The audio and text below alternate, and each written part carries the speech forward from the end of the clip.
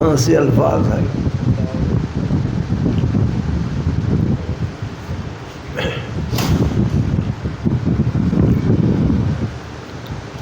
کیا کیا مضامین اللہ پاک نے میرے دل میں ڈالے اور بہترین انداز سے میں نے ان کو بیان کر لیا۔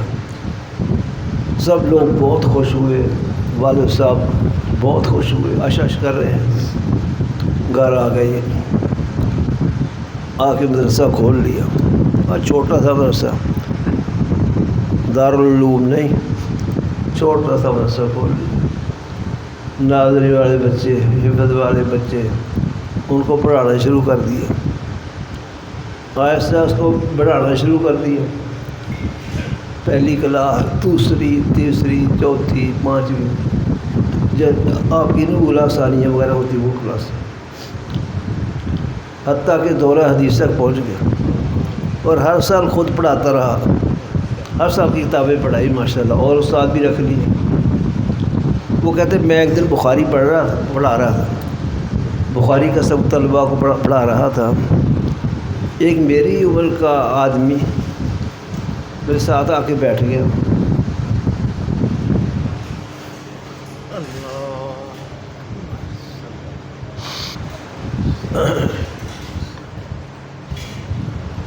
خاموش بیٹھا ہوا، اور کچھ دیر کے بعد رونے لگ گیا، بہت رویا۔ سبق سے فارغ کو میں نے پوچھا کہ آپ کیوں رو رہے ہیں، کون ہے؟ کہا تم نے مجھے پہچانا نہیں، میں 8-10 سال آپ کے ساتھ دیوبند میں پڑھا ہوں، اور ذہین ممتاز ترین طلباء میں شمار تھا میرا، کہ بہت ذہین ہے، اور تجھے کچھ نہیں آتا تھا، تو بخاری بیٹھ کے پڑھا رہا ہے۔ مجھ سے کبھی کسی نے بسم اللہ بھی نہیں سیکھی، بے ادب تھا، استادوں کا ادب نہیں کرتا تھا، اپنی ذہانت پر ناز تھا۔ وہ محروم رہا، اور جس نے ادب کیا اس کو اللہ نے یہاں تک پہنچا دیا۔ اس لیے ادب بڑی چیز ہے۔ امام مالک رحمہ اللہ میں ادب بہت زیادہ تھا۔ ایک دفعہ حدیث پڑھا رہے تھے، تو ایک بچھو آپ کی کمر پہ چڑھ گیا، اس نے 17 ڈنگ لگائے، 17۔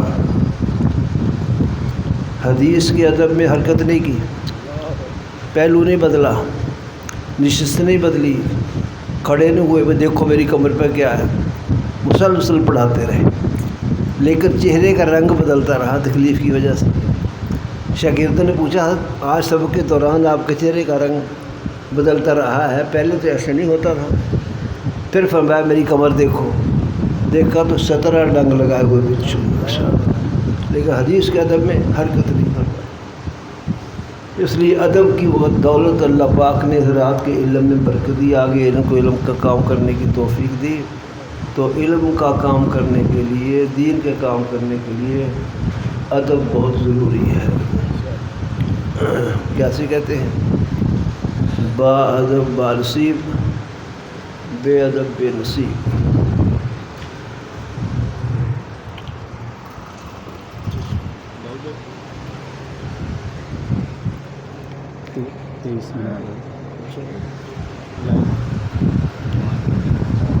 امام مالک سے آگے راوی جو ہے ان کے استاد حشام بن عروہ ہے، یہ حضرت عروہ کے بیٹے ہیں۔ وہ اپنے والد عروہ سے نقل کرتے ہیں، عروہ سیدہ عائشہ سے نقل کرتے ہیں۔ یہ عروہ سیدہ عائشہ رضی اللہ عنہ کے بھانجے ہیں، حضرت اسماء رضی اللہ عنہ کے بیٹے ہیں۔ حضرت اسماء حضرت عائشہ دونوں اللاتی بہنیں ہیں۔ اللاتی بہنیں سمجھتے ہو، باپ شریک بہنیں، ماں الگ الگ ہے۔ حضرت عائشہ کی والدہ کا نام ام رومان ہے، ان کا نام قتلہ بن عبد العزیٰ ہے، حضرت اسماء کی والدہ کا نام۔ حضرت اسماء کے شوہر زبیر ہیں، زبیر بن عوام جو آپ صلی اللہ علیہ وسلم کے پھوپھی زاد بھائی ہیں۔ تو گویا حضرت عروہ جو ہے زبیر کے بیٹے ہیں، اور سیدنا صدیق اکبر کے نواسے ہیں، سید عائشہ کے بھانجے ہیں عروہ۔ عروہ رضی اللہ عنہ وہ اپنی خالہ حضرت عروہ اپنی خالہ سیدہ عائشہ سے یہ روایت رقم کرتے ہیں. دیکھ رہے ہیں سیدہ عائشہ خالہ ہے آپ کے ساتھ. سیدہ عائشہ کے آگے لکھا ام المومنین. حضور اکرم صلی اللہ علیہ وسلم کی ازواج مطہرات کا قرآنی لقب ام المومنین ہے. امہات المومن جمع کا صیغہ ہے، ام المومن مفرد کا صیغہ ہے. یہ لقب ہے ازواج مطہرات کا. حضور صلی اللہ علیہ وسلم کی ازواج امت کی مائیں ہیں، مائیں.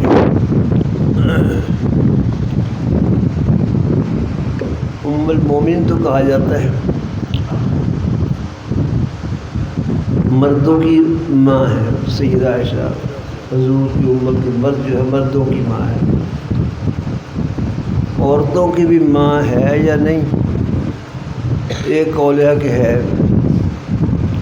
باقی ام المومن جمع کا صیغہ مردوں کے لیے ہے. یہ تغلیباً ہے، تغلیباً مردوں کا ذکر کیا جاتا ہے. جیسے ماں باپ کو والدین کہتے ہیں، ابوین کہتے ہیں، سورج چاند کو شمسین کہتے ہیں. حالانکہ ایک چاند ایک سورج، یہ تغلیب ہوتی ہے. تقریباً ام المومنین کہا گیا ہے، ورنہ حقیقت میں جس طرح مردوں کی ماں ہے سیدہ عائشہ اور باقی ازواج مطہرات، اس طرح عورتوں کی بھی ماں ہے. دوسرا قول ہے کہ نہیں، مردوں کی ماں ہے عورتوں کی نہیں. اور اس کی تائید سیدہ عائشہ کے اپنے فرمان سے ہوتی ہے. ایک عورت نے حضرت کو کہا تھا یا امی، حضرت عائشہ کو اے میری امی جان.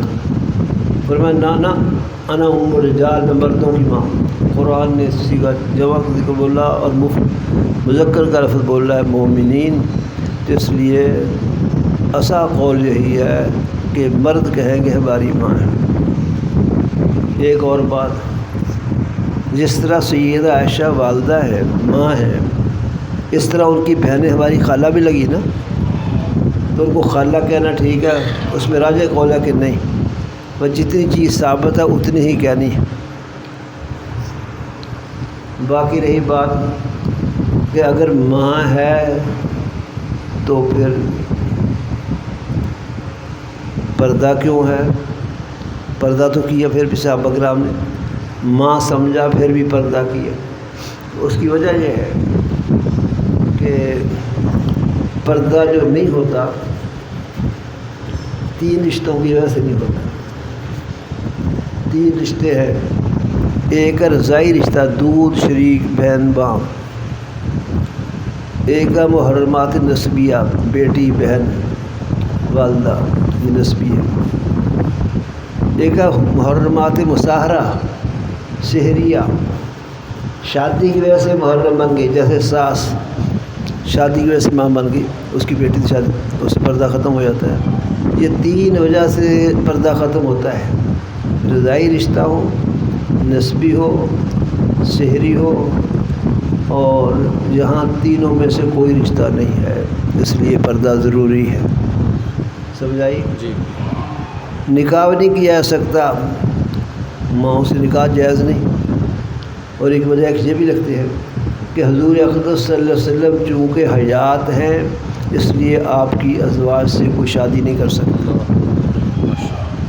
قرآن حکیم میں صاف صاف ہے کہ امہات المومن سے حضور کے بعد تم نکاح نہیں کر سکتے، صریح حکم ہے.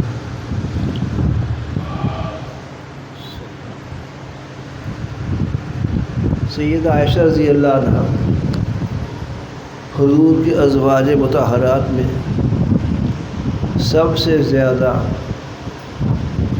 اہمیت کی حامل ہے. صحابہ نے سیدہ عائشہ سے علم حاصل کیا، اپنے مسائل سیدہ عائشہ سے پوچھتے تھے. اور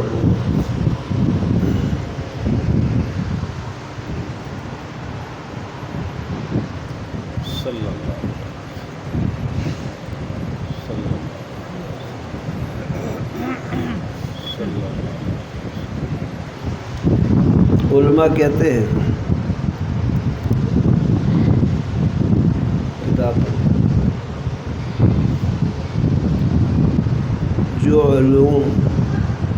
نبی پاک صلی اللہ علیہ وسلم نے امت کو دیے ہیں، ان میں آدھے علوم سیدہ عائشہ کے ذریعے سے امت تک پہنچے، اکیلی سیدہ عائشہ سے فضل و کمال میں بہت آگے ہیں۔ حضور اقدس صلی اللہ علیہ وسلم کو ازواج مطہرات میں سیدہ عائشہ سے بہت زیادہ محبت ہے۔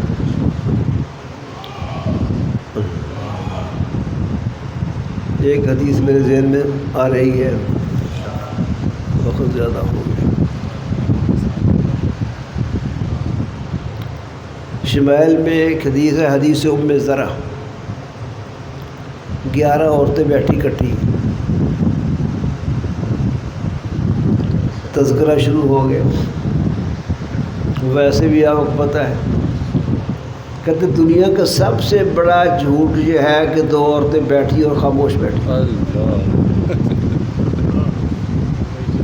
عورتوں کو باتیں کرنے کی بہت عادت ہوتی ہے، خاموش بیٹھ جائے توبہ توبہ استغفار۔ 11 عورتیں بیٹھی۔ آج کی گفتگو کا موضوع بنا کہ اپنے خاوندوں کے حالات بتاؤ کیسے ہیں۔ 11 عورتیں، ہر عورت اپنے خاوند کے حالات ذکر کرتی، رج کے برائیاں کی تھی اپنے خاوندوں نے، خوب رگڑے لگایا کہ میرا خاوند ایسا ہے ایسا ہے ایسا ہے، میں کیا بتاؤں کیسا ہے۔ ان میں ایک عورت ام زرع ہے، اس نے اپنے خاوند کی بے حد تعریف کی،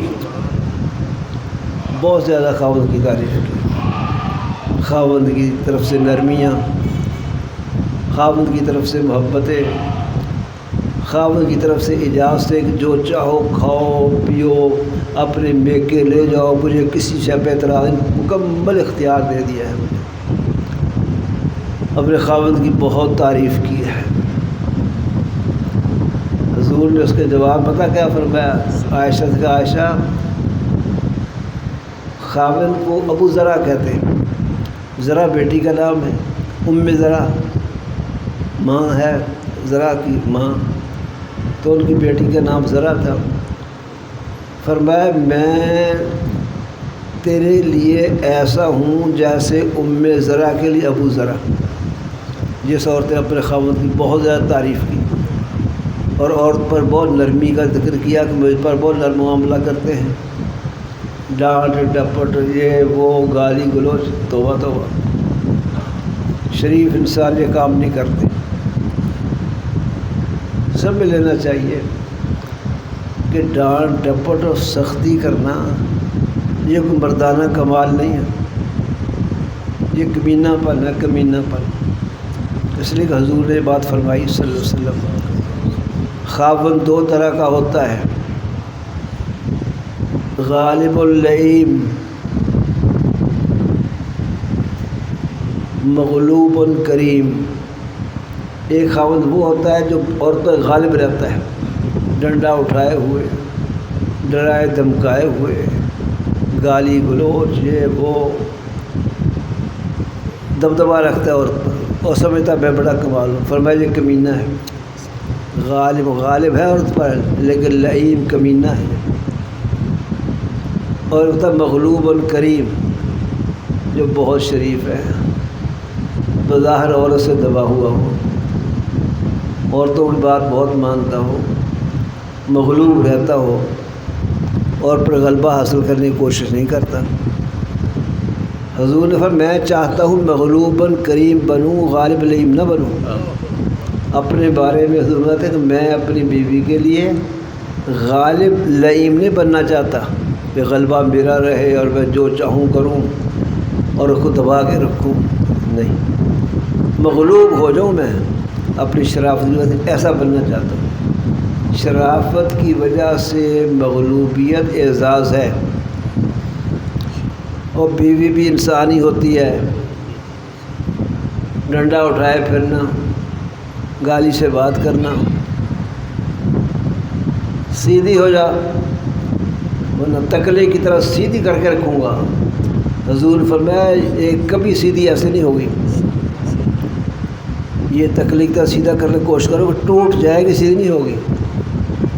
اپنی حکمت سے سمجھداری سے اس سے کام لے لو، نرمی کا برتاؤ، اس لیے ایک حدیث میں حضور نے صاف فرمایا خیرکم الطفکم باہلہ، تم میں سب سے بہترین انسان وہ ہے جو سب سے زیادہ اپنے گھر والوں سے نرم برتاؤ کرنے والا ہے۔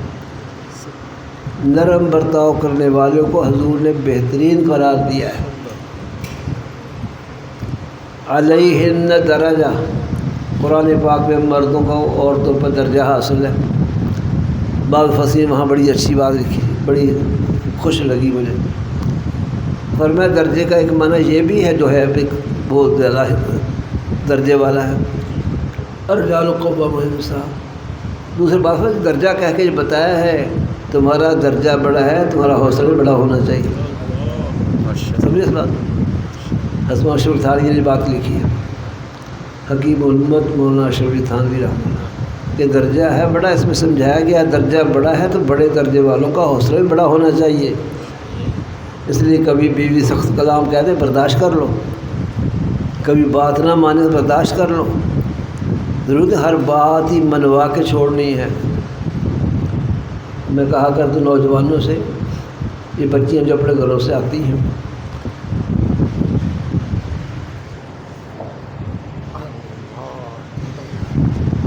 ان کو اپنے ماں باپ گھر میں بہت پیار ملا ہوتا ہے، بچیوں سے پیار بہت کرتے ہیں ماں باپ، اور خاوند کے پاس آ کر اس پیار کا بالکل ہی برعکس ہو جائے کتنی تکلیف ہوگی۔ مجھے یاد آ رہی ایک بات، پشاور میں گئے سید اللہ شاہ بخاری رحمۃ اللہ علیہ،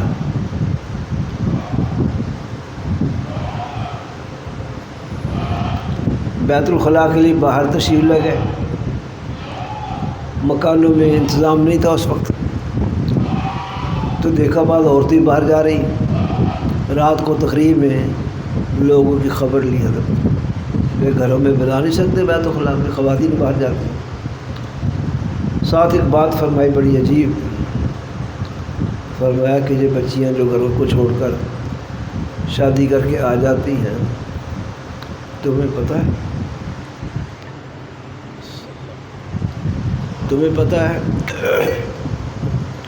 ان کو وہ محبت اور پیار نہیں ملتا جو ماں باپ کے ہاں تھا، فرق ہوتا ہے سسرال کا ماں باپ کا، وہ نہیں ملتا۔ جو تم رات کو یا دن کو روٹی کھاتے ہو، تمہیں پتہ نہیں اس روٹی میں کتنے آنسو کے قطرے میں،